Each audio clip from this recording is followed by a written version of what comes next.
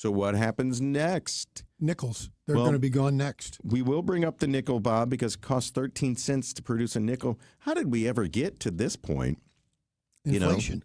Costs 4 cents to make a penny. It costs 13 cents to make a nickel.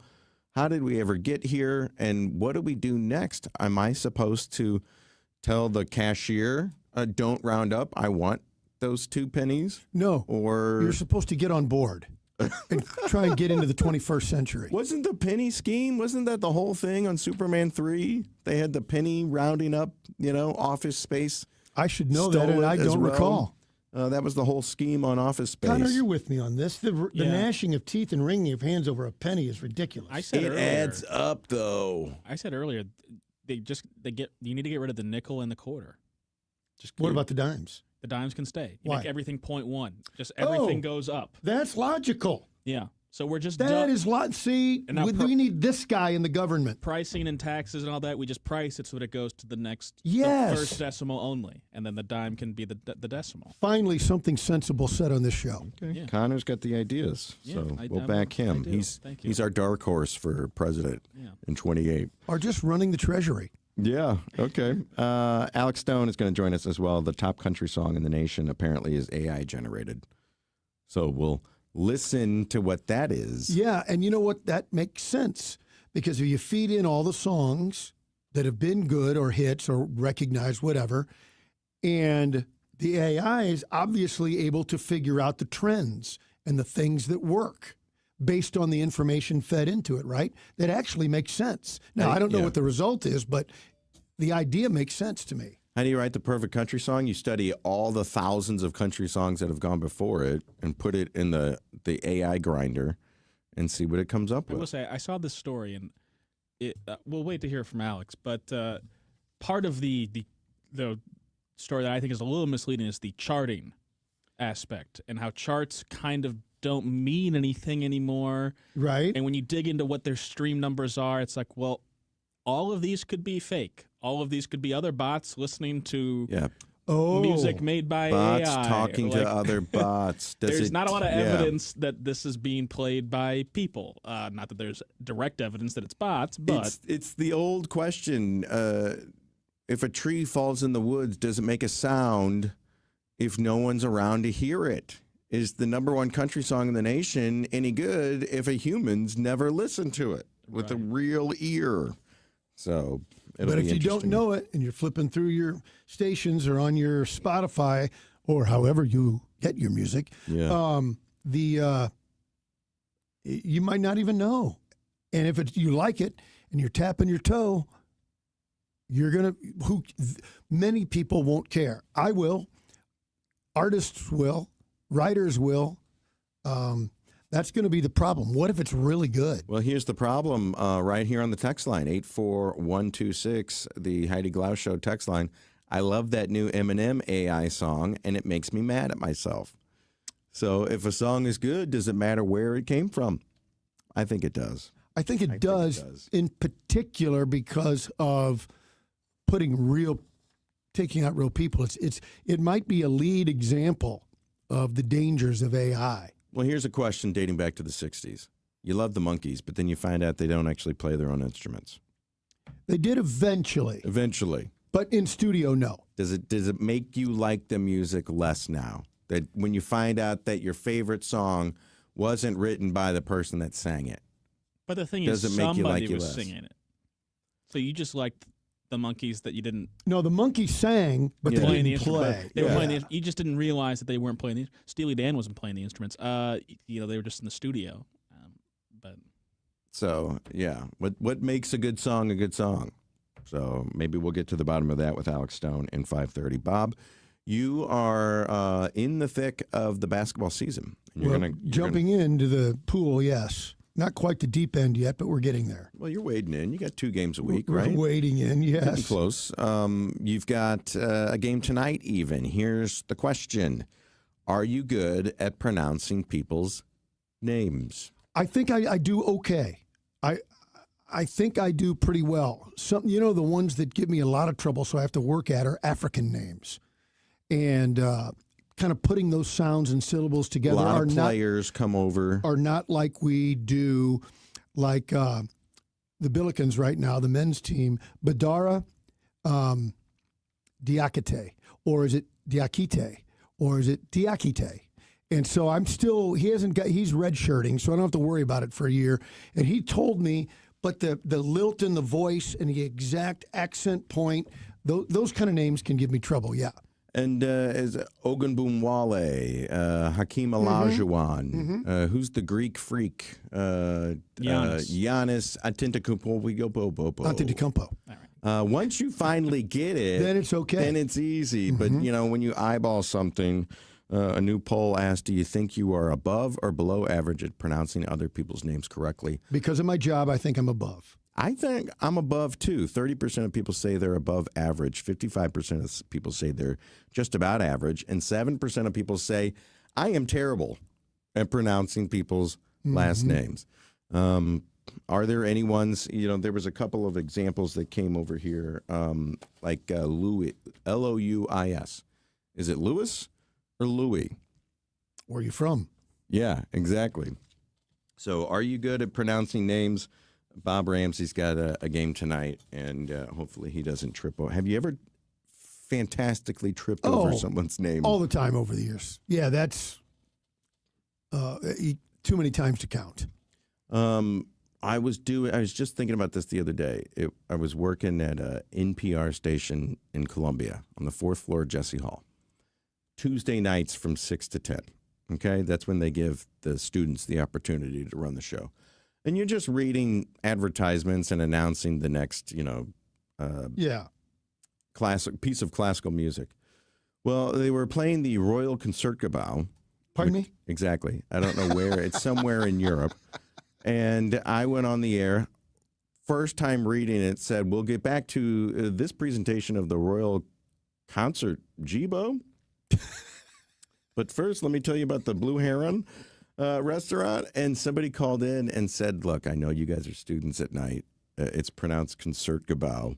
Because a regular listener, obviously they tune in all the time. They know how to pronounce these things. But here's number one, ask somebody.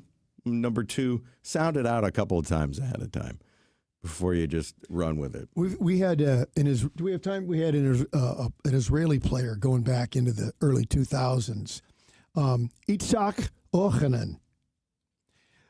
The coaches could not pronounce it. Really? Couldn't pronounce it. He became an Irishman, Ike O'Hannon.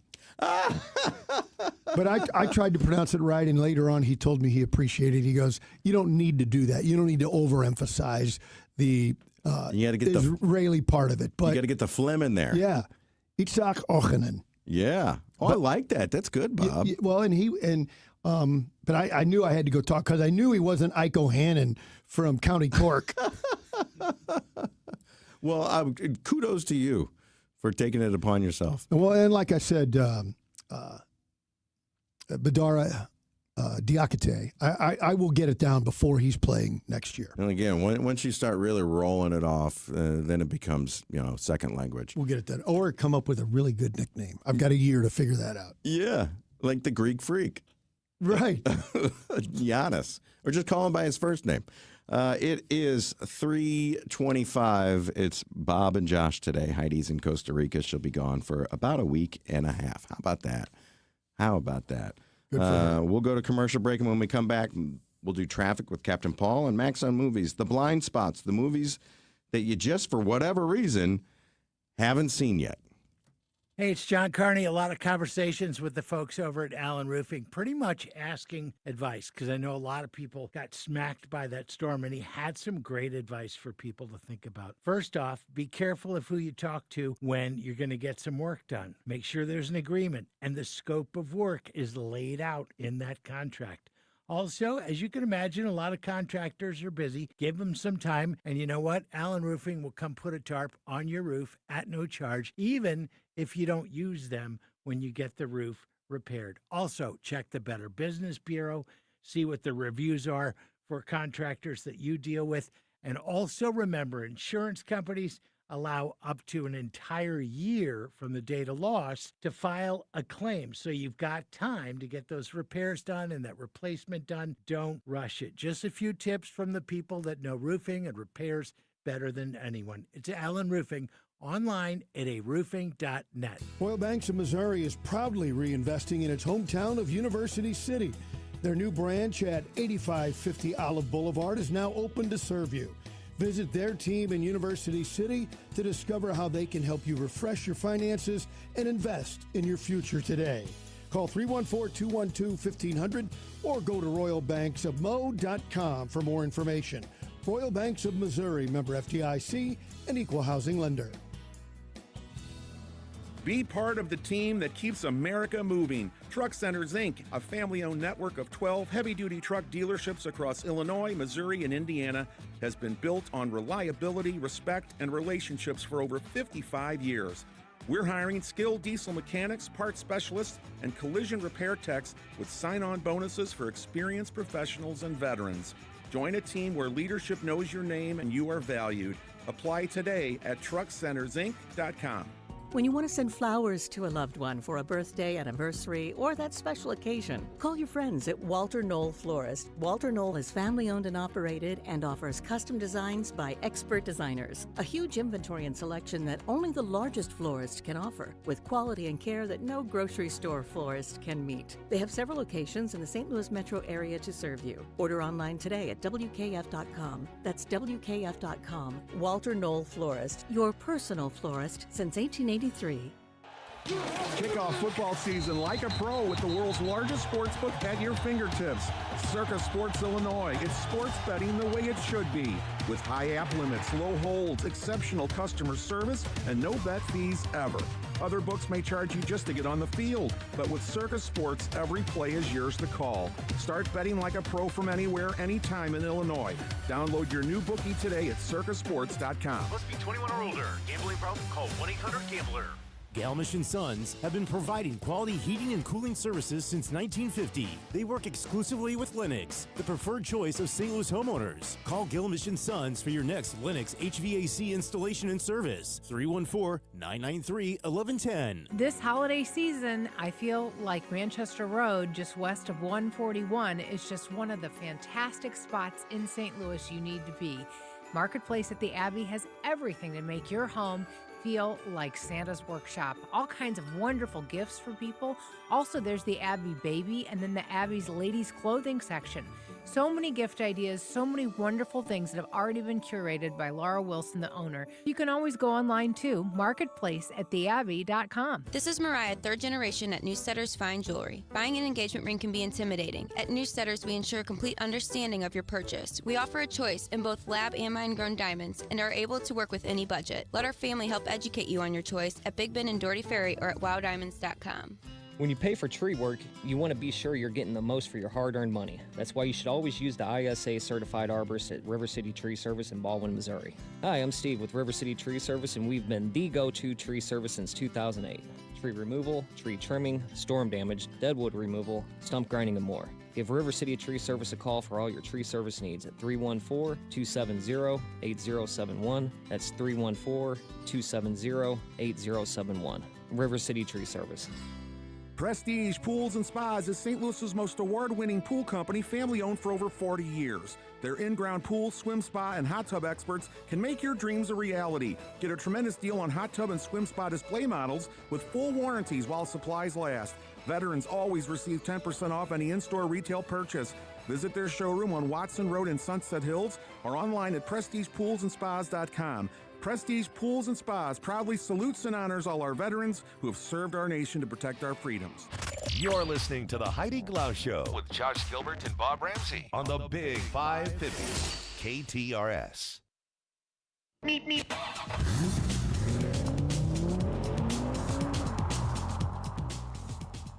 Check of traffic with Captain Paul Kopsky. Josh, there's a stalled tractor trailer and MoDOT vehicles blocking the right lane of 55 South at Potomac. Further south, 55 South is stop and go at 4500 South Broadway, and construction crews have diverted all three lanes of 270 South to the far right side in the area surrounding 64. This traffic report is brought to you by Fielder Electric. See what everyone is saying about the pros at Fielder Electric. Whether Whether it's a new build or a 100-year-old home, Fielder Electric has you covered. From the KTRS Traffic Center, I'm Captain Paul Kopsky on the Big 550 KTRS.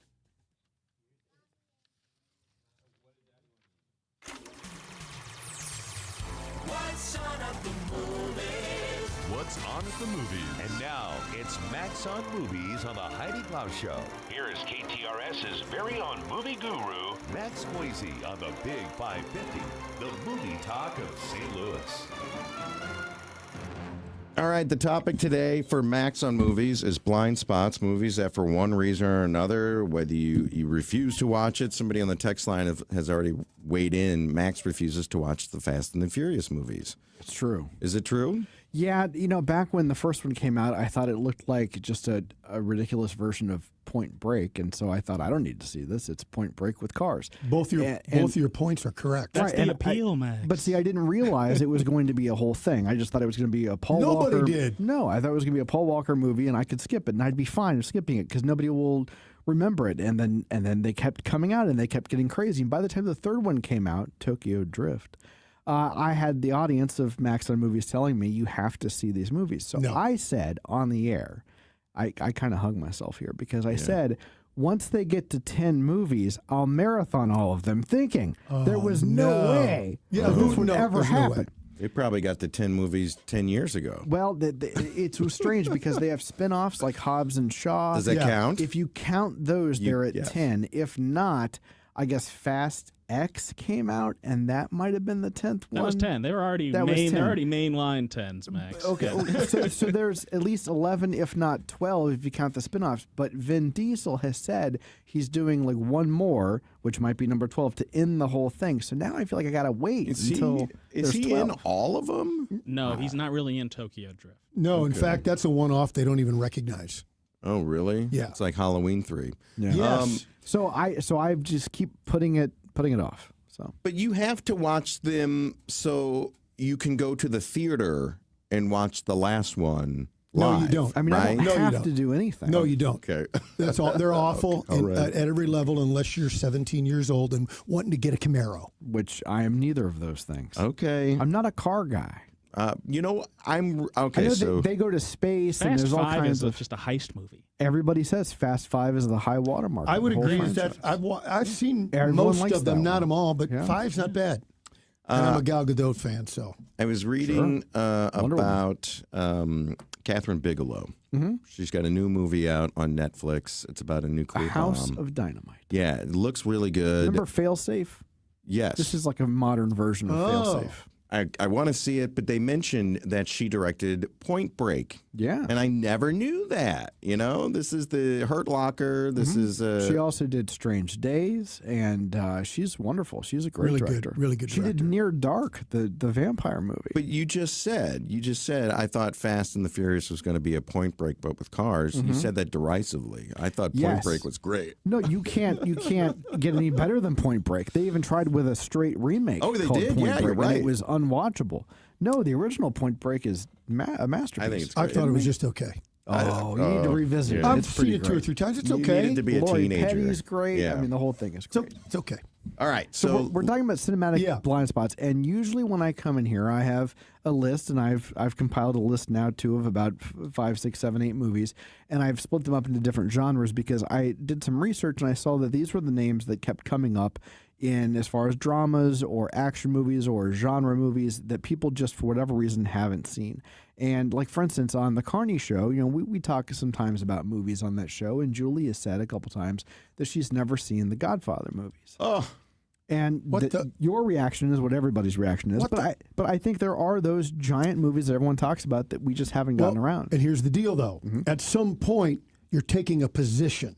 It's not like, I missed it when it came out and all that. And when Josh gets to his main one, he's taking a position. Everybody's seen it. They say it's great. Everybody's telling me to go. I'm not going to go. You kind of sound like Trump when you were doing that just now. You even had the It's hand great. movement. It's You great. kinda He just- did, you kinda yeah. did Hey, that. the movie's He's got the great. You hands. got to see it. Everybody says Josh. it's great. Not gonna I watch can't- it. I can't do a Trump. But yes, we're doing this segment because of one movie that Josh has said that he refuses to see, which we will get to. But I want to have some audience participation here. 84126.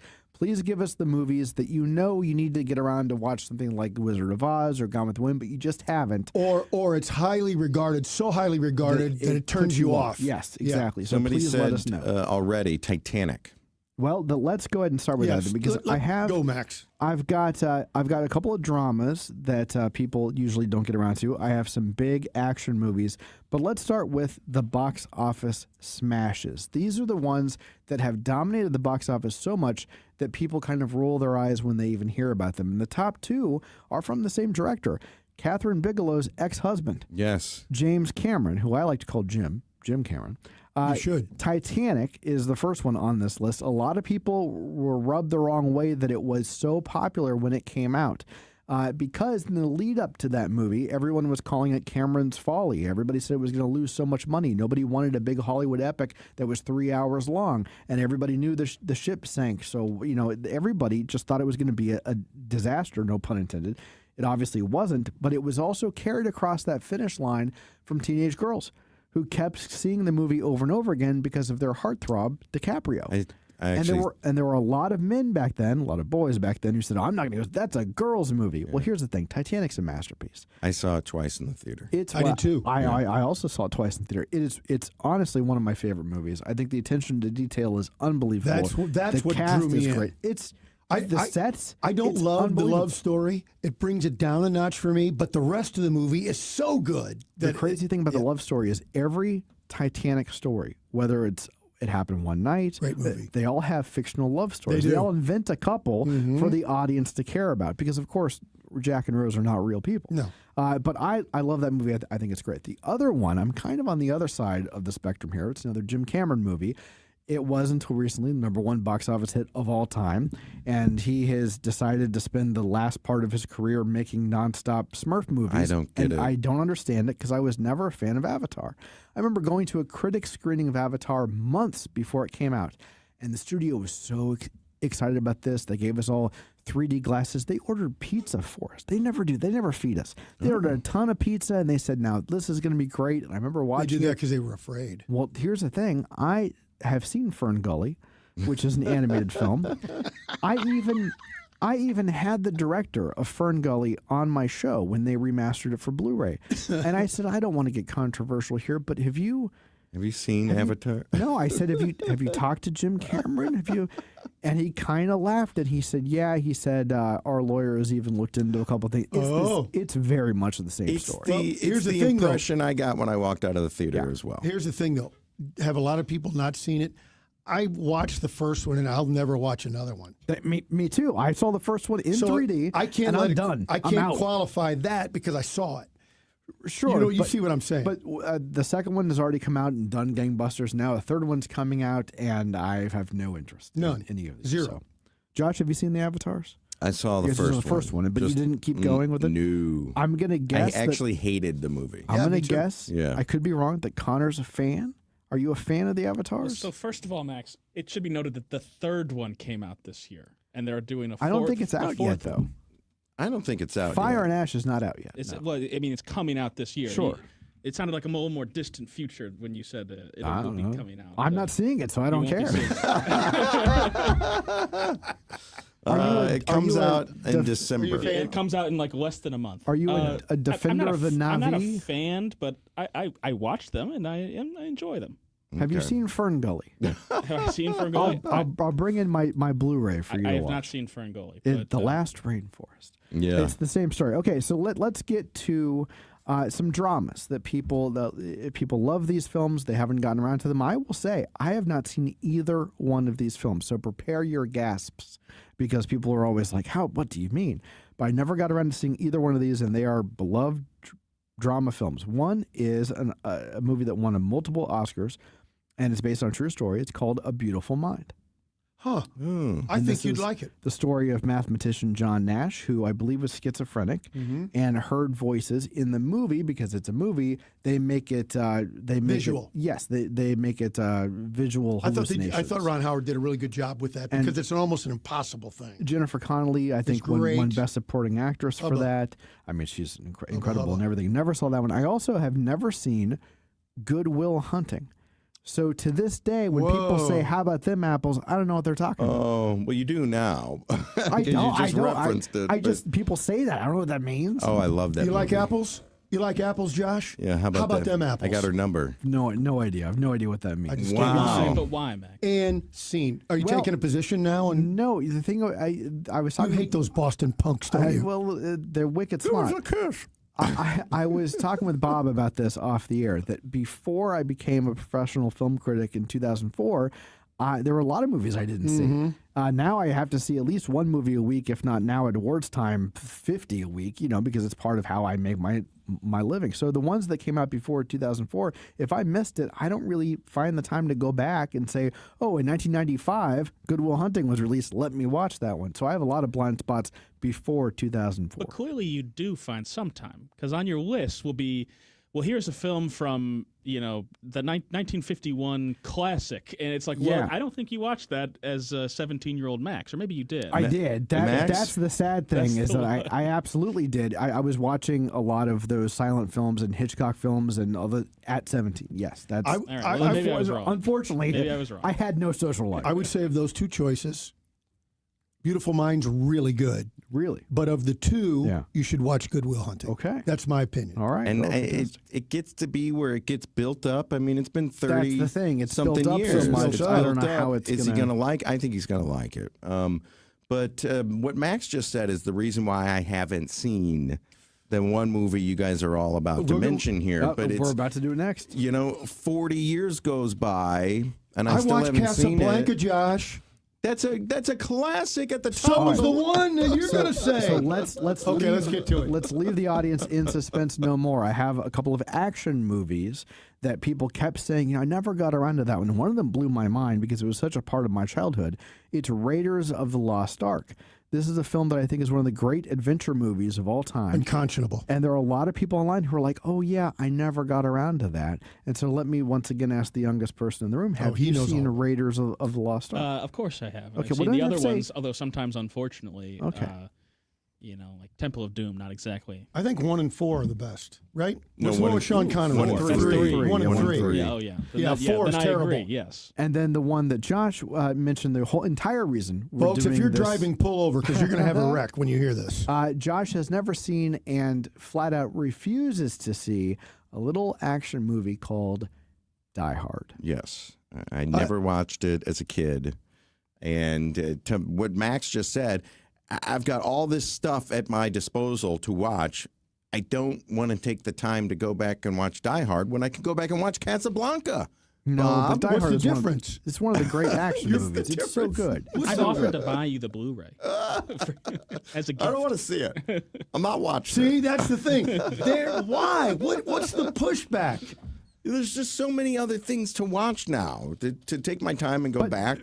Few that are as entertaining as Die Hard. It's really that good. Oh my In lord! the action genre. Yes, as an action movie goes, it set the template for the next 15 years of action movies. Everything was trying to be Die Hard. The quippy underdog hero, the scrappy supporting cast, the dynamite villain, Alan Rickman steals the unbelievable. show. One of the best villains of all time. all time. Hans Gruber. It's funny. I was Shoot the glass. really bored a couple weeks ago, and I actually sat through with commercials Temple of Doom. It's a bad movie. I should have just watched Die Hard. So I have a Blu-ray of not only Fern Gully but also Die Hard. I'll bring in both of those And tomorrow. we'll all come over, make Yeah. a bunch of popcorn, we'll do a double feature. Yeah. So the last two I have, and these are more understandable for me, although some people listening might be surprised that people have written these off. But whenever you get into the genre films like science fiction, fantasy, there are people who just don't like those Right. things. Julie Buck says she doesn't want to watch Godfather because she doesn't like violence. Well, it is a very violent film. So I Yeah. can understand not wanting to go down that road. The number one thing that people said on these lists that I was researching were the Star Wars films. Yeah. That they've, One of the texters. hard to get any bigger than Star Wars, but I can understand if you don't like space wizards, you're not going to dig it. And I would tell people, don't let us browbeat you into watching it because they don't hold up as well. If you were going to watch right now, somebody who'd never seen it, Right. the CGI and all that, trying to be objective. I love Star Wars. I would push back on that a little bit only because a good friend of mine had never seen any Star Wars films. They had some kids, and the kids wanted to watch them. And this is after years of me saying I love Star Wars. So they put on the first Star Wars, which, 1977 Star Wars, the original Star Wars. And then he's texting me afterwards, and he was like, that was actually really fun. And I said, good. Well, yeah, only the whole world has told you. I hope I'm wrong about that. Yeah. Then they watched Empire, and of course the twists and turns of that. He's texting me again like, I can't believe I'm really into this. So I said, well, did you finish out the trilogy? He said, no, we got bored and did something else. So they've never watched Jedi. They watched the best one. Exactly, yeah. I actually like the third best, but I admit I'm a sappy, happy ending guy. But my son does too. He loves Jedi for the way it brings everything together. Yeah, but I got to tell you, so it's 1977. I'm in college. We called our flag football team the Jedi Knights. I mean, we were into it. I saw it 3 or 4 times at the theater. And then the final one I have here, and again, I understand this, but when you think about how big these movies are, especially when you get to Avengers Endgame, which made count them, $3 with a B billion. Oh, wow. There are plenty of people listening right now who have never watched a Marvel film. They never watched Iron Man. They never watched Avengers, never watched any of those things. When you think about what huge cultural impact those films have had, selling out multiplexes, it's really incredible. There's people listening who are like, hey, I don't know what a Thor is. I don't know what a Captain America is. But there are plenty of them. Isn't that statistically unlikely, given how much money they all made? At a certain point, 84126, let us know if you've never seen a Marvel film. And I'm not a Marvel guy, but anything Robert Downey made the franchise, in my opinion, and any of the ones he's in, I make a point to watch. And they couldn't even get funding for that Marvel film. Isn't that they crazy? Couldn't get funding for Iron Man because of his past drug use, and they had to fight to keep him in that role. It turns out he made the whole franchise. I think so too. I just went back and rewatched the entire saga in the order that it's supposed to be. This is what I mean. No Time for Die Hard. No Time for Die Hard. Watched all 28 Marvel movies. Again. I was actually stunned at how well they were able to hold it together throughout. The Thor movies are pretty bad. Except for Ragnarok. But they kind of fit in the timeline. Fit in with the timeline and everything ties together. I was really just impressed with how they were able to hold it together for like 20 movies. Can I throw a couple out of mine? Absolutely. That I admit that I deserve to be yelled at. One of them is kind of genre-like, but I do like some musicals and have seen a lot that I didn't like, but I saw them. Oliver, Best Picture, right? Yes, it did win Best Picture. And I'm not going to. I don't think I've seen it. I either. can't. And then the other one is, and people will yell at me, The Notebook. Oh, you got to see that. I don't get the references. No, but you have to see it. That's going to be my It's actually really good. It's going to be my Die Hard. No. It's really good. If you see Die Hard, I'll see The Notebook. I actually tear up at The Notebook. The thing is, you would like it. I know you. It's a good story. It's a sappy story, but you just admitted you're a sappy guy. 54% on Rotten Tomatoes. The Notebook. The Notebook. It's I just don't know really if good. it's like. I don't know if it's that good. It's pretty good. Oh, you can't trust Rotten Tomatoes. Well, let's do a double feature. One of our houses. I'll do The Notebook, and you watch Die Hard. Well, then I'll bring the Kleenexes for you, Bob. Oh, I'm a sap. Everybody knows by listening. I'm a hopeless romantic. All right, we got to go to break, but somebody said I won't see The English Patient because of Seinfeld. Right. One of my favorites. It's so boring. It's a Wonderful Life. Someone says, I refuse to watch the Barbie movie. Don't. It's so good. No, it's great. It's so good. It's a great movie. The Barbie movie is so great. I want to see it. The best character is Ken, in my opinion. Although he's without, anyway. Yeah. Captain Paul Kopsky, what's a movie that everyone's seen that you just haven't for some reason? A movie I haven't seen? Yeah. I gotta admit, I'm not much of a movie buff, so I'm probably not a good one to ask. Okay. So all of them. All of them. Everyone, yeah. All right, well, what do you see when you look at the cars? Well, right now I see a stalled tractor trailer that was on fire and a fire truck blocking the right lane of 55 South at Potomac. It's causing a stop and go back up to Arsenal, and the estimated clearance time is 4:25. Further south, 55 South is running slow at 4500 South Broadway, and 270 South is heavy from Page down to 64. From the KTRS Traffic Center, I'm Captain Paul Kopsky on the Big 550 KTRS. Hey, it's Jill Farmer for Premier Heating and Cooling. St. Louis winters don't mess around, and neither should you. When those freezing temps hit, the last thing you want to do is discover your furnace isn't up to the job. That's why now is the perfect time to call Premier Heating and Cooling.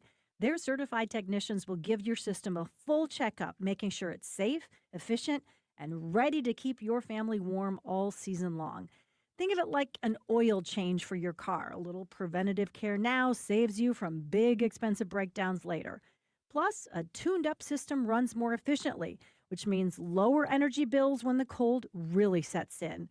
So don't wait until you're shivering under 3 blankets. Schedule your heating inspection today with Premier Heating and Cooling.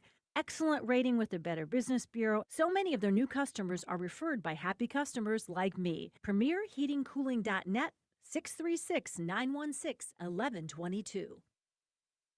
You're listening to the Heidi Glaus Show with Josh Gilbert and Bob Ramsey on the Big 550 KTRS.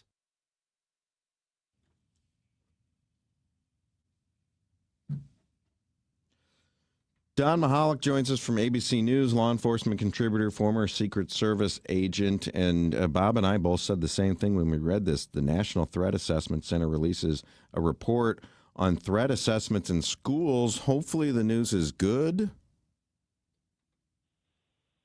Yeah, the news is good.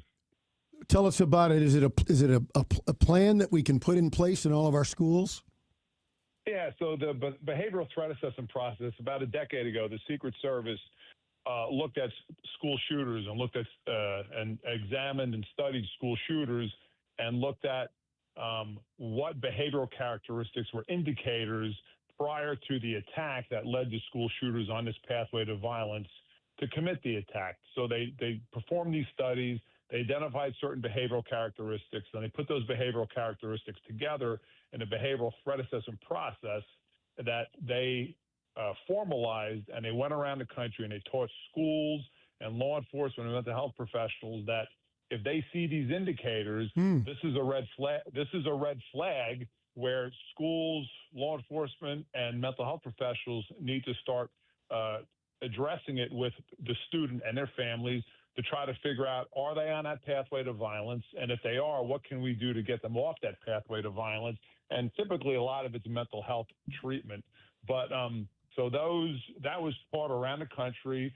And then this study that just came out now is the Secret Service looking at basically did what they taught been helping around the country.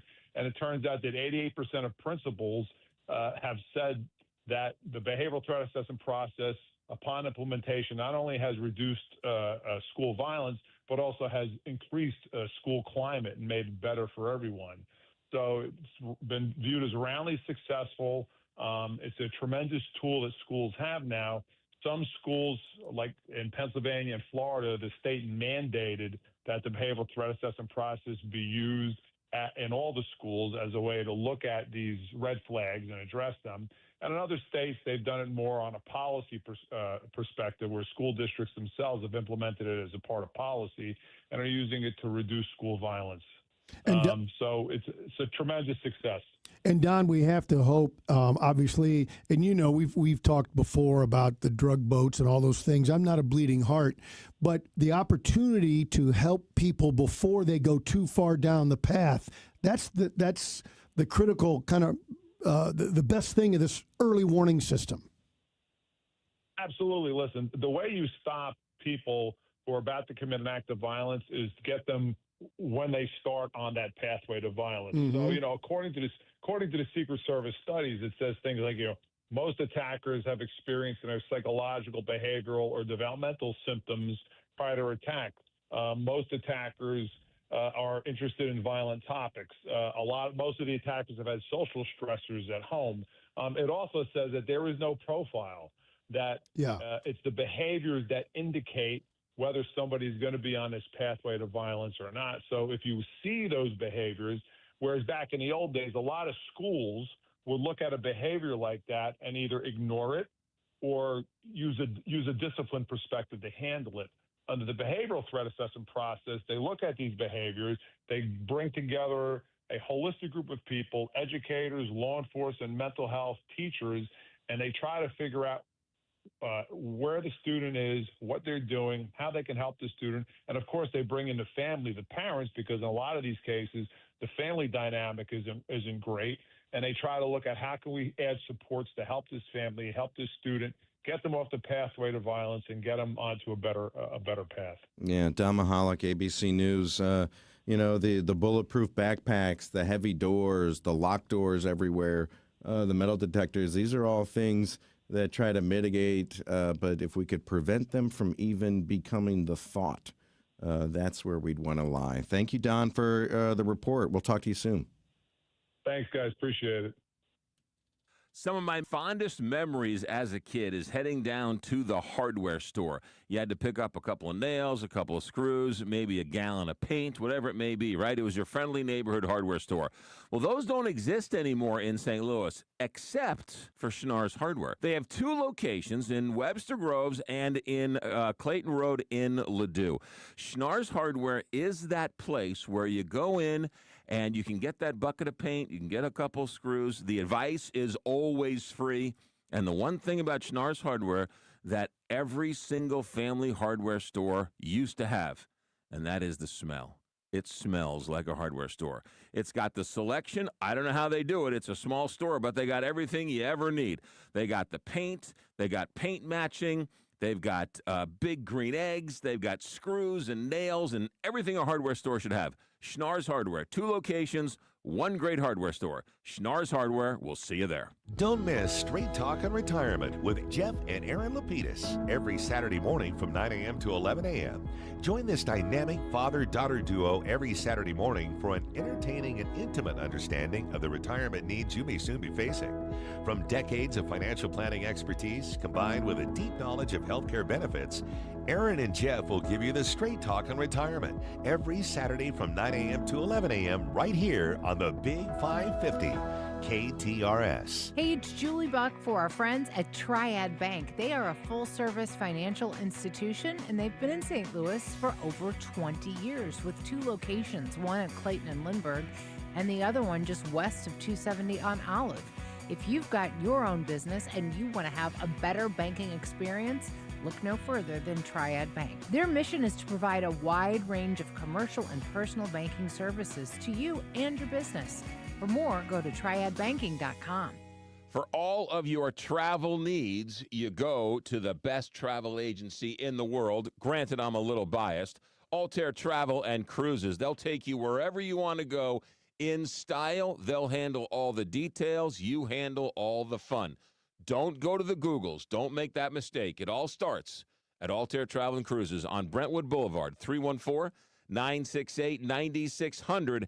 Anywhere you want to go, let Altair Travel take you. AltairTravel.com. All right, we're back out for another live broadcast, and this one of my favorites, Jules, because we always leave with our bellies full. Pot pies abound. The Piccadilly at Manhattan cannot wait until Friday. We are going to have a wonderful time. Not only do we get a chance to catch up with the Colitas, but we meet a lot of wonderful people that stop by for lunch. And, of course, there's the food, and don't forget the Chantilly Lace. I could never forget the Chantilly Lace. We'll see you Friday, noon to 3, with the Carney Show and Piccadilly at Manhattan.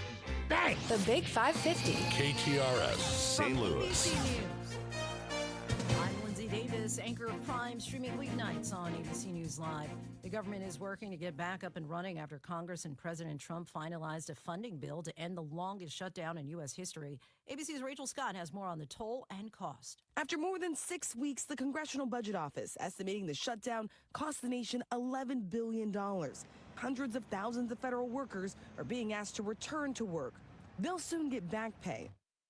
It could take into next week for air travel to get back to normal after the FAA restricted airspace to help with the strain on air traffic controllers who remained on the job without pay. Homeland Security Secretary Kristi Noem announced plans to give TSA employees who worked without pay up to $10,000 in bonuses. The Trump administration is joining a legal effort by Republicans in California against the state's redistricting measure passed by voters last week. The Justice Department is now suing Governor Gavin Newsom and California's Secretary of State over the voter-approved redistricting plan, alleging the plan uses race to draw new congressional districts in violation of the 14th Amendment. Republicans tried to stop the vote before Election Day and lost that bid in the courts. The California proposition was developed as a response to Texas redistricting to add more Republican seats to Congress. Alex Stone, ABC News, Los Angeles. Civil rights leader Reverend Jesse Jackson has been hospitalized in Chicago. The Rainbow Push Coalition in a statement says the 84-year-old is under observation for progressive supranuclear palsy, which he has been managing for a decade, according to the organization. At Florida's Cape Canaveral today, 9, 8, 7, 6, 5. Blue Origin's new Glenn rocket blasted off. It's the first flight for public-paying customers looking to compete with SpaceX, and it marks NASA's first science-scale mission to study Mars and the long-term impact of space weather on the red planet. The launch was delayed earlier for weather. You're listening to ABC News. If you or anyone you care about is facing a family legal matter, call Cordell & Cordell today at 1-855-GET-LEGAL. There's a lot on the line in divorce. This is Joe Cordell of Cordell & Cordell, the largest family law firm in the country, with over 35 years of helping clients navigate divorce. But being big doesn't mean less personal or less local. Our attorneys live and work in your community, and as neighbors, they understand the challenges your families face. Divorce touches all areas of your life: your home, savings, retirement, and of course, kids. So when you find yourself facing divorce, you need a partner you can count on. If you or anyone you care about is facing divorce, contact Cordell & Cordell today. With over 100,000 clients served, we understand the challenges you're facing on a personal level. Call Cordell & Cordell today at 1-855-GET-LEGAL. That's 1-855-GET-LEGAL. The choice of a lawyer is an important decision and should not be based solely upon advertisements. 600 Kelwood, St. Louis. Call the closer with Lauren Risley Realty. First day on the market, we had multiple offers. They're definitely on top of things, but we loved working with them. They made it so easy for us. All you need to know about real estate and more. I am Lauren Risley. I'm here with my right-hand man, Adam Bundren. Every Sunday at 1 o'clock, you'll be hearing from us a full 1-hour show on all things real estate. Call the closer with Lauren Risley Realty every Sunday afternoon at 1.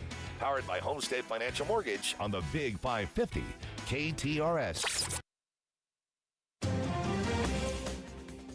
67 degrees at 4:03 with KTRS News. I'm Steve Pock. Several thousand Boeing machinists who assemble military aircraft and weapons voted today to approve a new contract, ending a 3-month strike that saw them reject 4 earlier offers from the company. The breakthrough 5-year labor agreement includes a 24% wage hike across the life of the contract and a $6,000 signing bonus that, according to the union that represents the 3,200 workers who walked off the job on August the 4th. The machinists are set to return to work Sunday at manufacturing plants in St. Louis and St. Charles, as well as in Muscoda, Illinois. A local organization is asking the public for donations so they can help qualifying residents pay utility bills as the St. Louis region prepares for upcoming winter weather conditions. Gentry Trotter of Heat Up St. Louis told First Alert 4 they're already seeing an increase in demand for assistance, which is up 68% this year already. With the shutdown and with all the high price, the groceries and rent is going up and the mortgage interests are going up, it's getting pretty bad. Donations to help those needing assistance with utility bills can be made at heatupstlouis.org.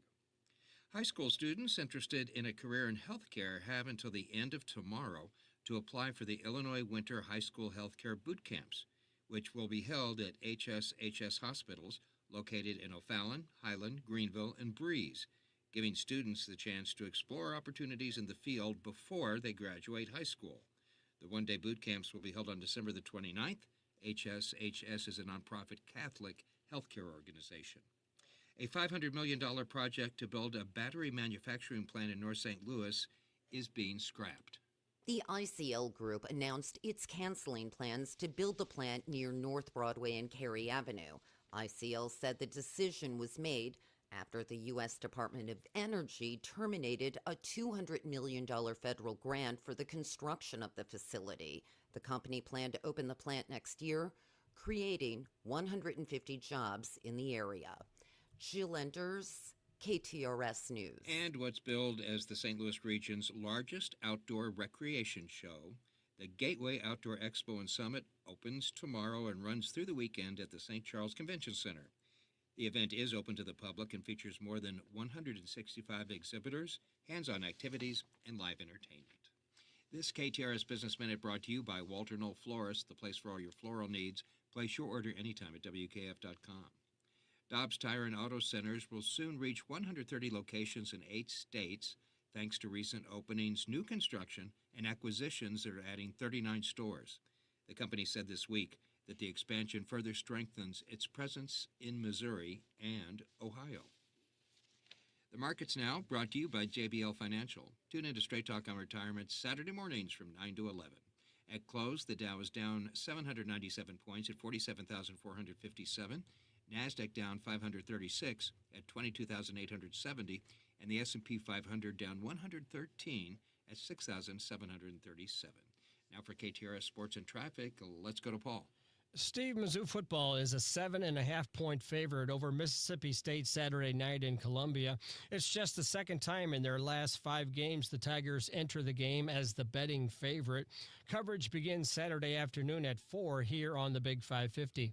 And SLU Soccer advanced to the A-10 championship match with a 1-0 win over Davidson. The Billikens will play 3-seed Dayton for an automatic bid to the national tournament on Sunday.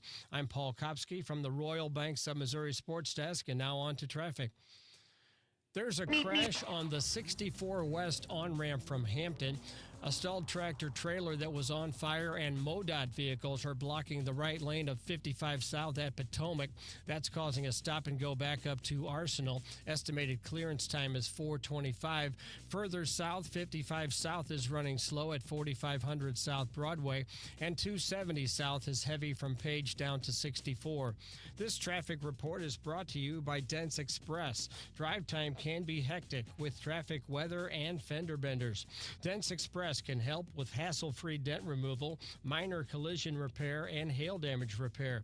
Free evaluations, and they take care of the insurance paperwork.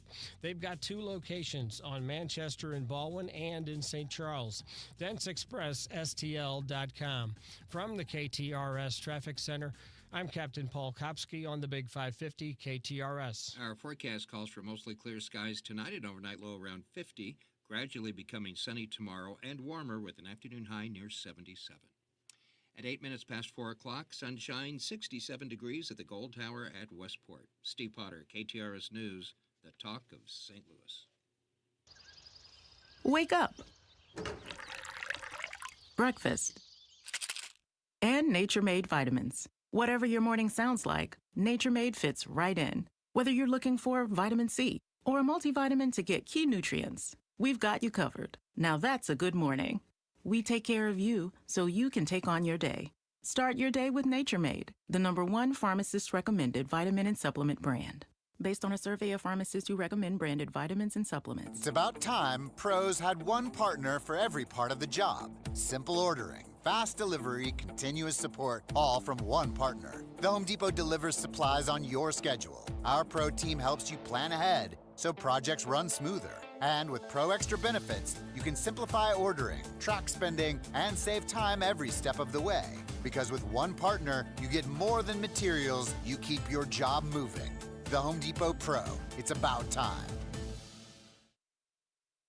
You're listening to the Heidi Glaus Show with Josh Gilbert and Bob Ramsey on the Big 550 KTRS.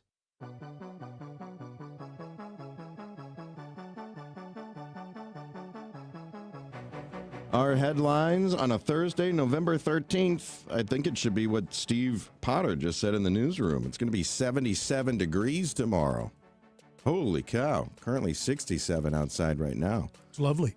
It is lovely. Might have to watch that football game outside tonight. Oh, yeah. Here's some good news. This is my actual headline. Demolition has begun on the former Millennium Hotel site. It's begun. It has begun today. The Gateway Arch Park Foundation, if you remember, they bought the site, and they're going to demolish it and turn it into mixed residential and commercial property. We've had them on the show. The renderings look fantastic. They're talking about maybe even capping Highway 70. Is that 7044 or 55? It all kind of connects right there. Just pick a number. All of them go right through there. Capping it even more so you can walk between downtown and the arch It's a really grounds. good idea. Really great idea. They finally have gotten the ball rolling. The former Millennium Hotel, formerly the was it Stouffer's? Stouffer's, I believe it was. I've been in the rotating hotel recently. It's been empty since 2014, so it would have been before that. But that's not recent. Maybe like 2010, 2011, I was up there. 15 years ago. And your thoughts?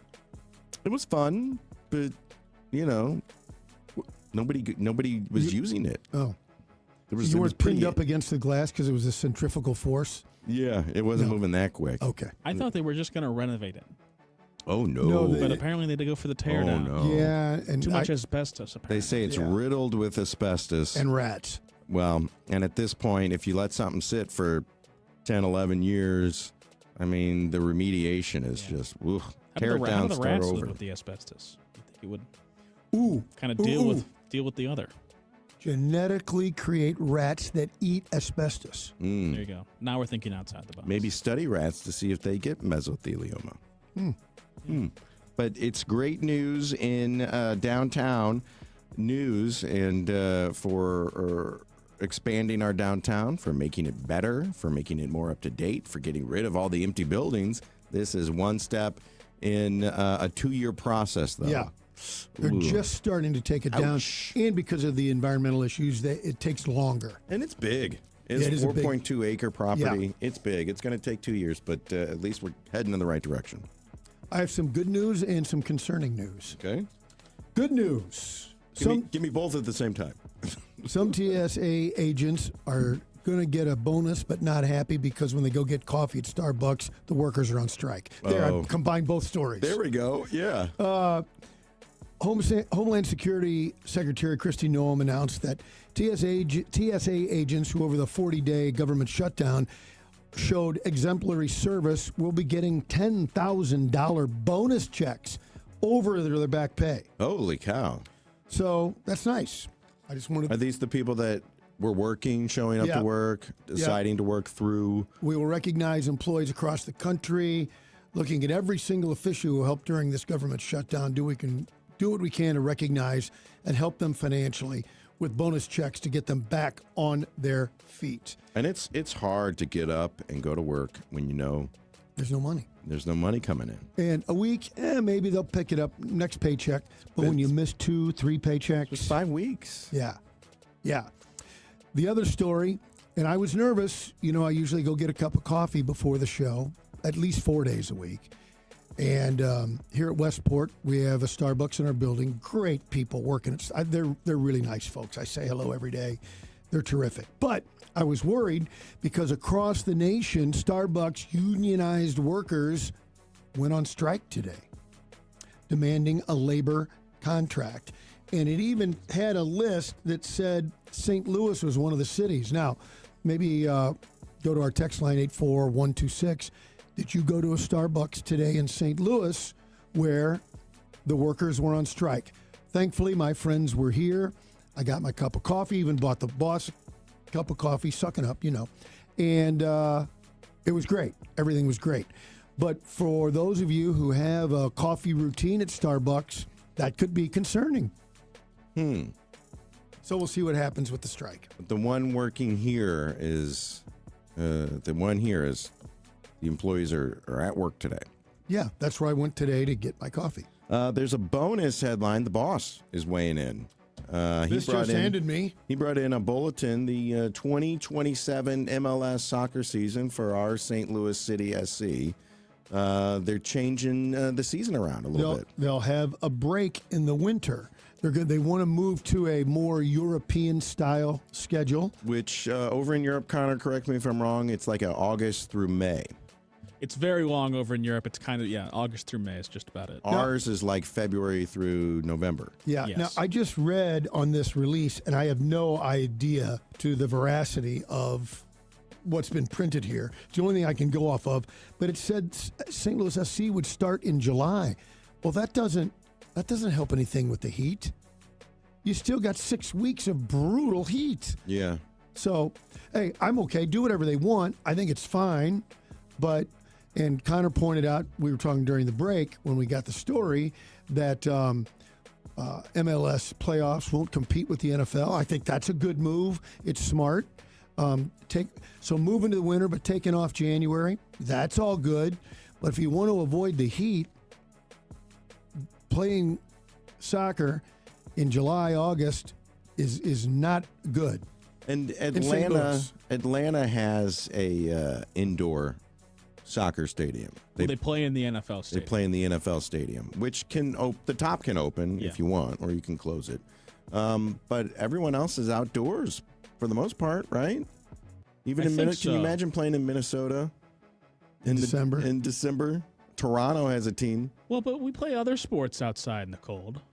Why not Football? soccer? Football and I saw there was gets baseball, cold weather baseball in November. It's not, if you're up north, it's not exactly. It's not good. That's why I always root for warm weather teams and the Cardinals to be in postseason. Cold weather baseball is the best, Bob. Oh, did you see? I played it. It's the worst. Everyone in the stands, bundled up. Yeah. There was a clip online recently. There was a heavy snowfall, and they were playing a college soccer game, and I bet it was 6 inches of snow. I did a game in the NCAA tournament in Maryland in, I guess it was early December.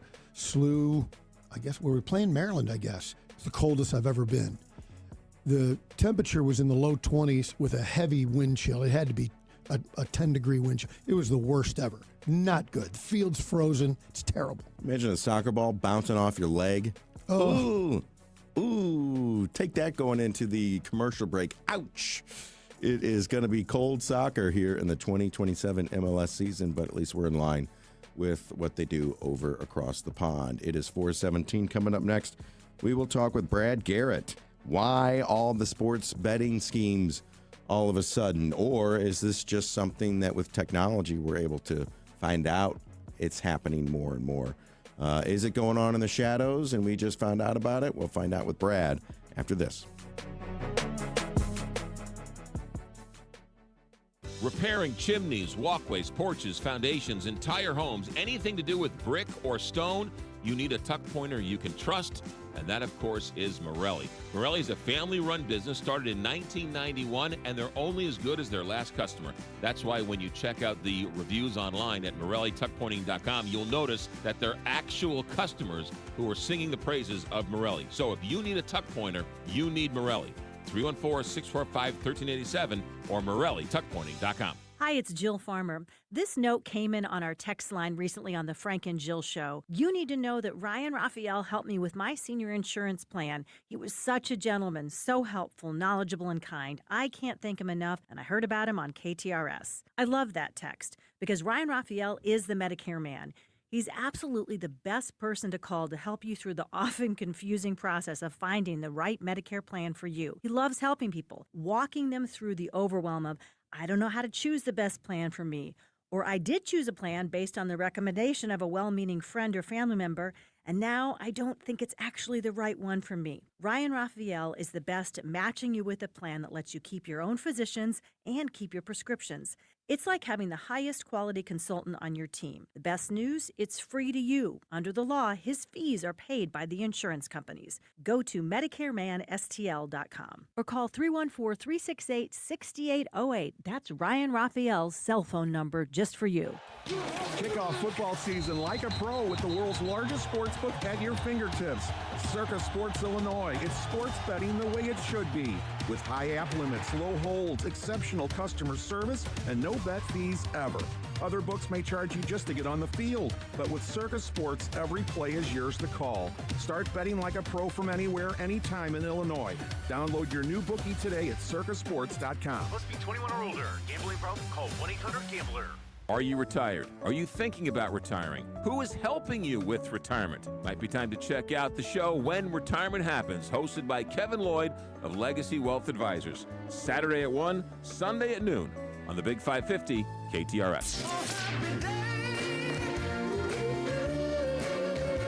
Frank Cusimano and Jill Farmer, weekdays 10 to noon, right here on KTRS, the talk of St. Louis. Hey, it's John Carney. A lot of conversations with the folks over at Allen Roofing, pretty much asking advice, because I know a lot of people got smacked by that storm, and he had some great advice for people to think about. First off, be careful of who you talk to when you're going to get some work done. Make sure there's an agreement, and the scope of work is laid out in that contract. Also, as you can imagine, a lot of contractors are busy. Give them some time. And you know what? Allen Roofing will come put a tarp on your roof at no charge, even if you don't use them when you get the roof repaired. Also, check the Better Business Bureau, see what the reviews are for contractors that you deal with. And also remember, insurance companies allow up to an entire year from the date of loss to file a claim. So you've got time to get those repairs done and that replacement done. Don't rush it. Just a few tips from the people that know roofing and repairs better than anyone. It's Allen Roofing, online at aroofing.net. Some of my fondest memories as a kid is heading down to the hardware store. You had to pick up a couple of nails, a couple of screws, maybe a gallon of paint, whatever it may be, right? It was your friendly neighborhood hardware store. Well, those don't exist anymore in St. Louis, except for Schnarr's Hardware. They have 2 locations in Webster Groves and in Clayton Road in Ladue. Schnarr's Hardware is that place where you go in and you can get that bucket of paint, you can get a couple screws. The advice is always free.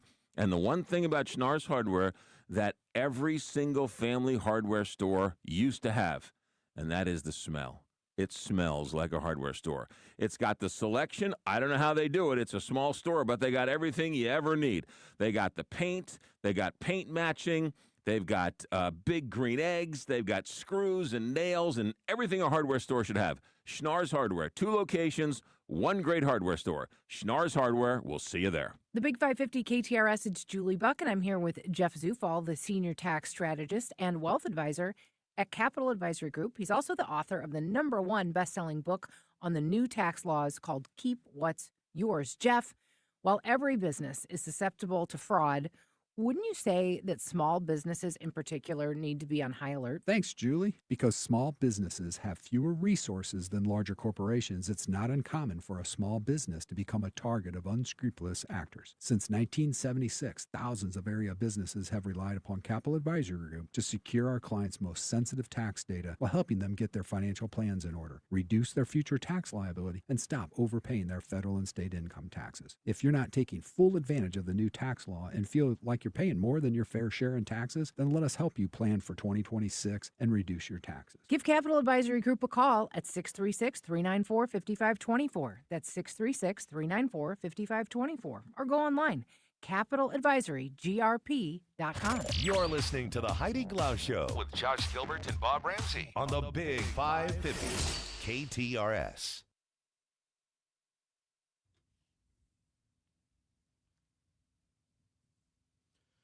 Well, this week saw 2 more professional sports athletes embroiled in a gambling scheme. This time it's 2 pitchers, and they were both from the Cleveland Guardians.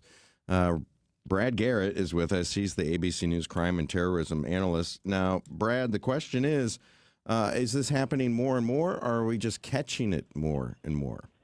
Well, I think it may be a combination of both. Let's quickly go back to 2018. The Supreme Court made a ruling in a case that allowed the states to have betting, whether it be online or otherwise, in the state. There's 38 states that have laws that allow for the state to basically oversee the gambling. So as a result, sports betting is now like off the charts as far as the number of people that do it. As far as what you're asking me about athletes doing, feigning injuries, underperforming, etc., my guess is it has been going on. It's actually, surprisingly, monitored more now than it was in the past, not only because as the states have taken it over and the outfits that control the betting have to keep analytics.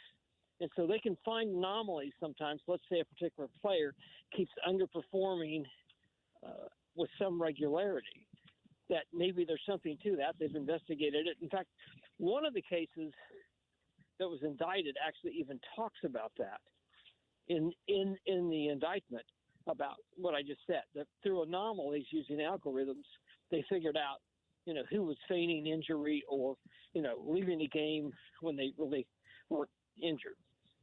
Well, here's the question, and it's more of a kind of a metaphysical question. Is the aura of gambling inducing people to gamble more. You know, every other commercial break has Kevin Hart, asking people to deposit money and bet on their favorite pitchers. Is that making it more tempting for professional athletes to throw a game? I think the answer to that is yes. I mean, the number of people that have now jumped into sports betting after it became legalized in, every state that's made it legal is just off the charts. One variable to look at here is that when you talk to, there are actually mental health therapists that specialize in gambling addiction. They will tell you that they're overwhelmed with clients. Now, that shouldn't surprise anybody based on the number of people now that are doing online betting. I mean, it's so easy. You can just have an app on your phone. In fact, I was reading a write-up of a therapist the other day, and he said that, he has a client that bets in the shower. That's why he's eating breakfast. Bets on his way to work. I mean, there's some people, that doesn't address the whole professionals being involved in basically cheating. But I'm just giving you, there's another side of the coin, obviously, other than the professional people that are, up to breaking the law, basically. So the issue, I think, the largest issue is prop bets in the NBA, and now we have discovered in baseball. I've already seen some quotes where people say, "Can we outlaw prop bets?" But the gambling companies make tons of money on it. Is that possible that they could outlaw prop bets? I don't think they're going to outlaw. They could, I suppose, but I think what they're going to do is limit how much money you can place. Yeah. That's what I've heard, and it's that some states are looking at, or maybe some have implemented a cap of $200 on cap bets. Now, do you know if professional athletes, and they're even talking about letting college athletes, I think that would be, these are kids that maybe they make money now, but they don't make a lot of money.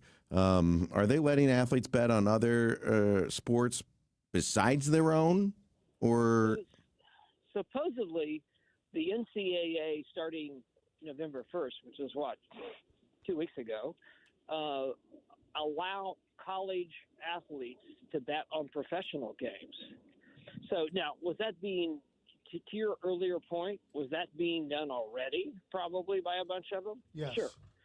But now they're just going to make it legal. So, it's like everything else. When you introduce something that maybe was illegal, but now it's legal, you get the good and the bad. I mean, we could say the same thing about legalizing marijuana. You get the good and the bad by legalizing it. But I don't think gambling, as I mentioned earlier, is sports betting is it's not going to go away. And it just makes everybody too much money. It makes the states money.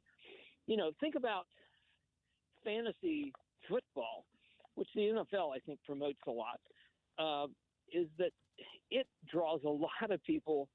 It sort of takes passive people and gives them, they become more interactive, because, fantasy football obviously is virtual. You take players and you put them in, you make up your own roster and so forth and so on. So the point of this is that I think that even pulls more people in to thinking about betting and gambling. Yep. So it's a big business, is the short answer.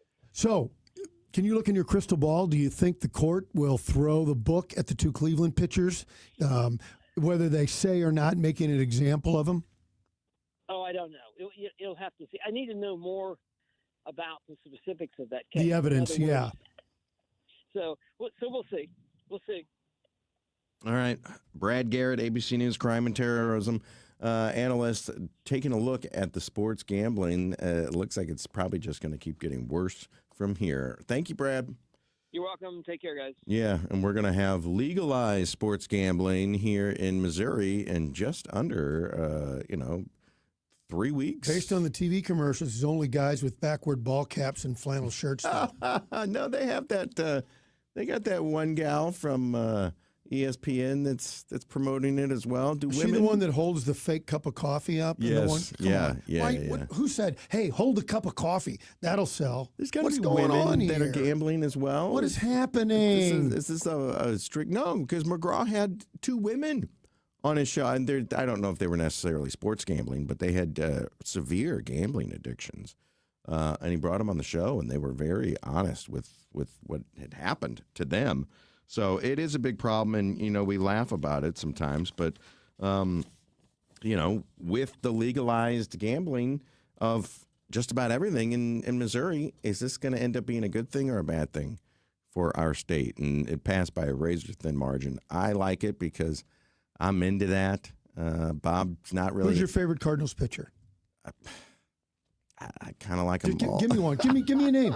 They don't have a lot of great ones right now, Bob. But I didn't. So I said favorite. Give me a name. Who's the guy with the mustache? Matthew Liberatore. You'd be okay if he gets dinged and he's out of the game forever, life? No, Okay. It looks to be a problem, and the leagues are going to really have to clamp down. A lot of meetings are going to have to be had about this. It is 4:32. Check the roadways with Captain Paul Kopsky. And Josh, the exit from 64 East to 14th Street is temporarily closed. A stalled tractor trailer that was on fire and a tow truck are on the shoulder of 55 South at Potomac. That's causing a slowdown that continues to 4500 South Broadway. 64 West is busy in front of Forest Park. 44 West bogs down approaching the Dome. And 270 South is heavy from Page down to Manchester. From the KTRS Traffic Center, I'm Captain Paul Kopsky on the Big 550 KTRS. Coming up next, Dr. Eric McDade from WashU. CBS Sunday Morning had a wonderful piece. They started the show with it about Alzheimer's research and a lot of really good things that are happening. And it just so happens that they came right here to St. Louis and talked to the folks from WashU. That's where the trials are being done. What is it all about? We'll find out right after this commercial break. Royal Banks of Missouri is proudly reinvesting in its hometown of University City. Their new branch at 8550 Olive Boulevard is now open to serve you. Visit their team in University City to discover how they can help you refresh your finances and invest in your future today. Call 314-212-1500 or go to royalbanksofmo.com for more information. Royal Banks of Missouri, member FDIC, and equal housing lender. The Missouri Laborers Union and their contractors invest in people, making them extraordinary. How? Through training, creating careers, providing good wages, having superior health insurance, and a strong retirement. These are just a few of the many ways they invest in their members. The Missouri Laborers Union and their contractors understand the importance of having a strong workforce, and it starts with investing in people. Go to buildunion.com for more information. Hi, Chris Saraceno with the Bartolinos Hospitality Group. For over 60 years, our family has built a strong tradition, a lasting legacy, and a loyal team, serving St. Louis food and hospitality you love. Come experience one of our 5 great locations: Bartolinos South on South Lindbergh, Bartolinos The Hill at Hampton and 44, Bartolinos Twin Oaks at 141 in Big Bend, Chris's Pancake and Dining at Watson and Southwest, and Chris's at the Docket downtown, where our family awaits to serve yours. You've heard so many people talk about Innsbrook. Now it's time to see for yourself. 7,500 acres, 100-plus lakes, on-site restaurants, an 18-hole championship golf course for you to go play by yourself, with some friends, or maybe even a charity event, nature trails, event spaces, and so much more.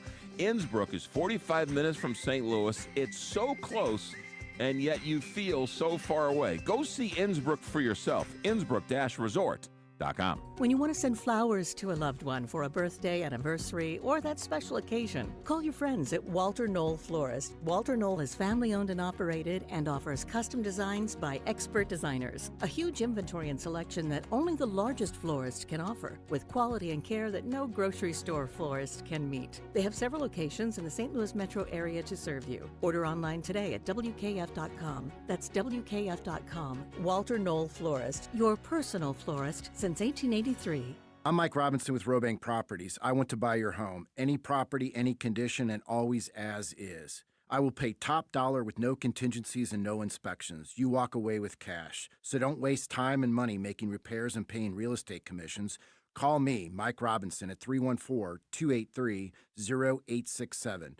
That's 314-283-0867. Or go to robangproperties.com. That's ROBANG properties.com. Hey, it's Julie Buck for our friends at Triad Bank. They are a full-service financial institution, and they've been in St. Louis for over 20 years with 2 locations, one at Clayton and Lindbergh, and the other one just west of 270 on Olive. If you've got your own business and you want to have a better banking experience, look no further than Triad Bank. Their mission is to provide a wide range of commercial and personal banking services to you and your business. For more, go to triadbanking.com. The Big 550 KTRS is proud to bring you a tribute to 2 basketball icons, Norm Stewart and Rich Brower. It comes your way Wednesday night at 7 o'clock. Hear from John Sunvold, Steve Stepanovich, Anthony Bonner, and many more as we celebrate the careers of these 2 coaching greats. It's presented by Royal Banks of Missouri, also sponsored by the Control Option. A tribute to Norm Stewart and Rich Brower from KTRS Sports, Wednesday night at 7 o'clock. You're listening to the Heidi Glaus Show with Josh Gilbert and Bob Ramsey on the Big 550 KTRS.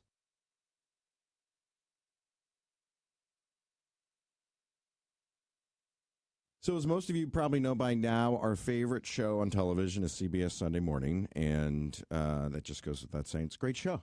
Heidi watches it, Bob watches it, I watch it. Great show. And they kicked off this weekend with a story about Alzheimer's and a really optimistic look at maybe finally getting to a point where we can start treating this disease and maybe get to a point where we can prevent it or at least slow it down. Imagine our surprise when the story focused on a study that was happening right here in St. Louis at WashU. Dr. Eric McDade, he is an associate professor of neurology. He studies Alzheimer's disease, young onset dementia, all of that stuff. He is part of this study, and thank you, Dr. McDade, for joining us on the air today. Yeah, it's my pleasure. Thanks for the opportunity. Now, the story focused on young onset, early onset Alzheimer's, and how early can this disease? It's such a terrible disease. It affects a lot of older people. It's tragic when it affects young people, but how early can this really start to show in people? Yeah, the story on CBS and the study that you've referenced that's going on here with the clinical trials at WashU, this is an even more unique form of early onset Alzheimer's disease. So these are families that have a genetic inherited form of Alzheimer's disease. So in these families, actually, the onset of the symptoms can actually start as early as people in their late 20s or early 30s. In most cases, it starts in the mid to late 40s. So this is a truly early onset form of Alzheimer's disease. Outside of that, in those who don't have the same genetic predisposition as these families that we're studying here, we typically will see people with early onset. We use this term early onset for people who develop the disorder or symptoms under the age of 65. But that's relatively rare. That represents probably less than about 10% of all patients who have Alzheimer's disease in general. Dr. McDade, people get of a certain age like me, and I got to tell you, the idea of getting Alzheimer's, developing it, I should say, it's truly frightening when you start to think about it. And in the study, it was a great story. In the story, they talked about the genetic markers for what's studied there. What about other people? Are genetics always involved in Alzheimer's? We think in general that genetics contributes to about 80% of somebody's overall risk of developing Alzheimer's disease.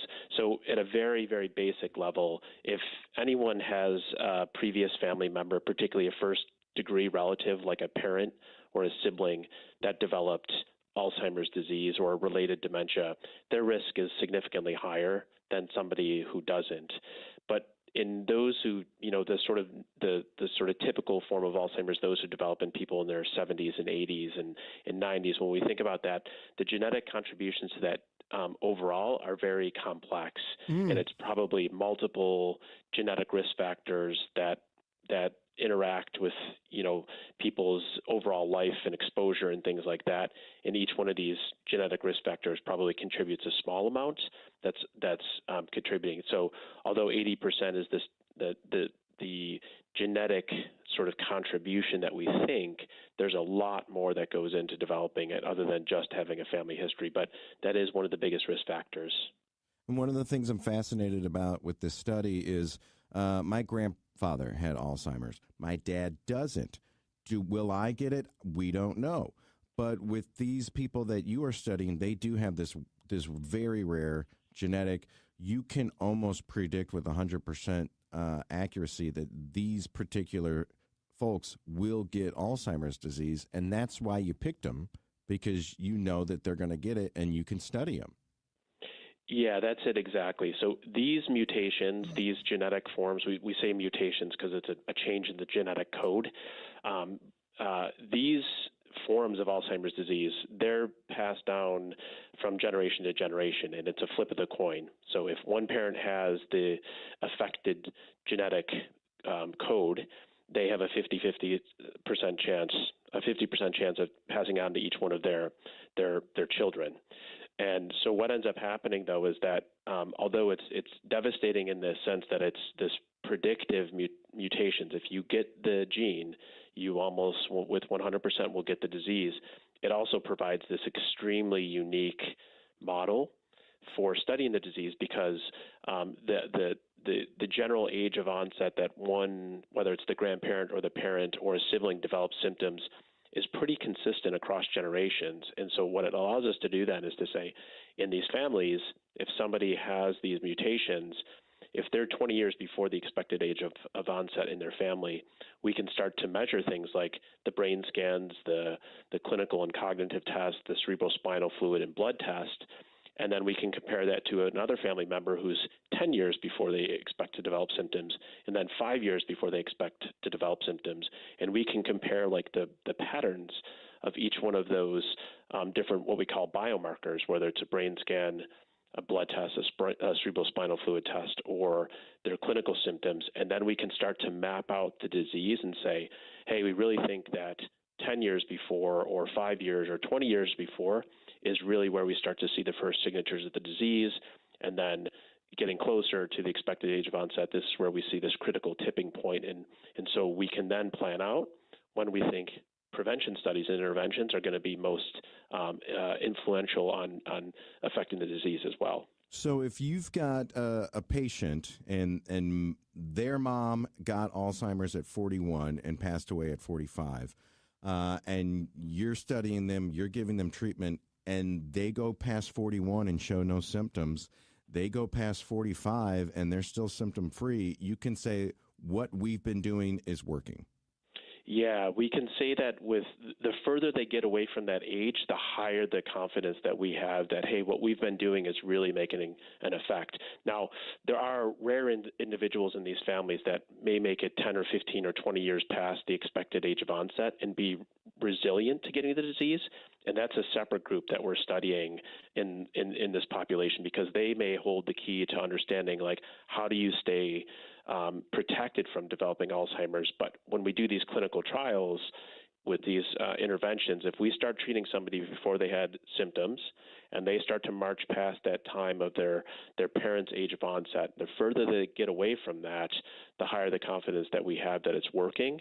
And it allows us then to start to think about how to best use the studies moving forward in prevention and then other interventions as well.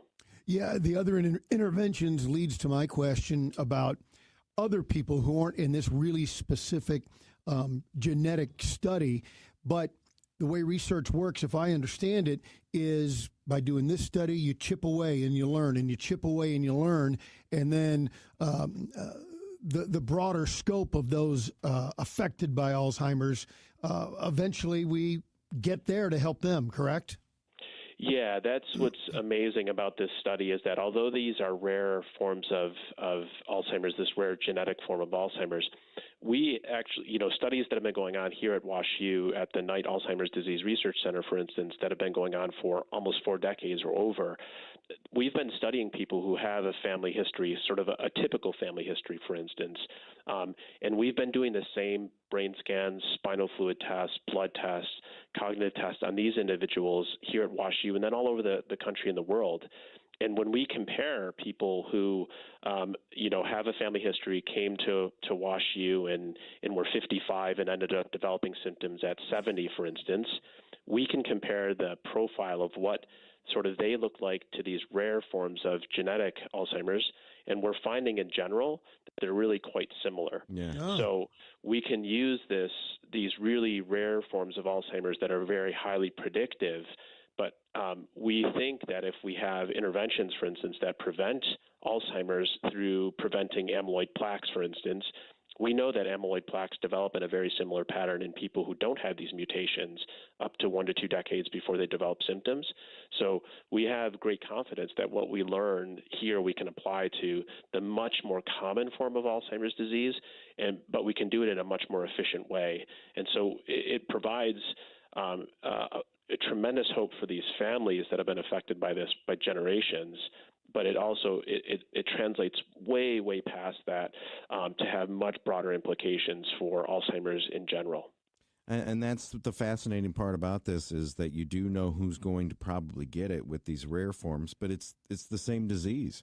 Exactly. These folks are just getting it way earlier than most folks. So I guess what it boils down to is, what are we looking at in the future? Will there be a test? What age would I take the test? Are there treatments? A scan for that plaque, whatever. The amyloid plaques. Right. Do I take a treatment? Do I take a pre-treatment? Yeah, exactly. So there are trials going on, like the ones that were referenced in the CBS News study, including studies here, a study that I'm running called the Primary Prevention Study, where we're going to start giving people amyloid treatments in these families up to 2 decades before they develop symptoms. But there's other studies going on right now that are using similar medications for people who have as part of their study done a blood test or an amyloid PET scan to see if they have plaques but don't have symptoms, and they're getting treated with these medications. And if these clinical trials demonstrate that by treating people at that point, you can start to delay the onset of symptoms, that's when the question that you just posed, that's when it becomes a reality. That's when we start to say to people, hey, you're at a certain age, say it's 55, you have a family history, you have other risk factors associated with it, like type 2 diabetes or lifestyle factors. We think right now is a time that you should start doing a blood test to look for amyloid pathology or amyloid plaques. And if you have those, then we might say, you know what, we think it's a good time to actually start these amyloid treatments that prevent it, or future therapies that we identify that are targeting other aspects of the disease. So right now, we don't recommend that people go and do a blood test if they don't have symptoms. But we see that as a future. If these clinical trials do, in fact, demonstrate we can prevent the symptoms by targeting amyloid pathology right now, that's when we think it'll actually become much more broad, like going to your physician and getting your cholesterol levels checked to help with preventing heart disease in the future, or getting a colonoscopy or things like this, that people have risks and that their family risk determines when we start to do these tests. We think the same will start to happen with Alzheimer's disease in the future as well. That would be amazing. And I know that medical studies like this, it's always years away from hitting, the regular folks like us. But is Alzheimer's, when you work with it, you see it, you study it, is it something that we want to prevent, or is it something that we want to slow down, or is it something that you think could be reversed at some point? Yeah, the reversal aspect is a huge challenge. So, I'm extremely optimistic with where we are right now and what we're learning. But we do think right now the greatest sort of potential impact on society and this disease, we consider Alzheimer's now a chronic disease. This isn't something that happens overnight. We can see that it unravels over, like I said, 1 to 2 decades. So the longer you let that happen within the brain, and the more damage that happens, the more difficult it's going to be to reverse things. We know this from strokes, for instance. So if somebody has a stroke, they have a significant amount of the brain that is essentially, it dies. for years and years and years, we've been doing studies in stroke to try to get reversal and regenerative medicine, and it still hasn't happened yet. So right now, we think the greatest impact is prevention and trying to get to the point before symptoms, which essentially is just the tip of the iceberg. When we get symptoms, underneath that, the disease has been progressing for years, and there's a tremendous amount of degeneration that's been happening. Whether or not we'll be able to reverse in the future, we'll have to find that out. I mean, I'm optimistic, but that's a huge ask right now. So prevention and early treatment right at the earliest symptoms, we think, is going to be the best chance right now while we continue to develop new therapies. Well, I just ran into a friend over the weekend. She told me that her dad has come down with it. So it's just a terrible disease. It's probably one of the worst ways to go. And it's a little heartening to know that you guys are working on it, and you're working on it right here in our town. Yeah, we're actually one of the leaders in the world. I can't tell you how proud I am to be at WashU and the impact that the research here at WashU is having in the whole Alzheimer's disease community. So for all of our St. Louis people who are listening to this, know that you're in tremendously good hands here in St. Louis. Dr. Eric McNade with Washington University, thank you so much for fighting the good fight for us. Yeah, thanks so much for having me on, and I appreciate the opportunity.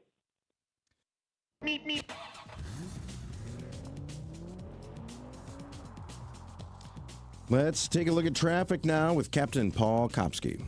No accidents, just some slow traffic right now.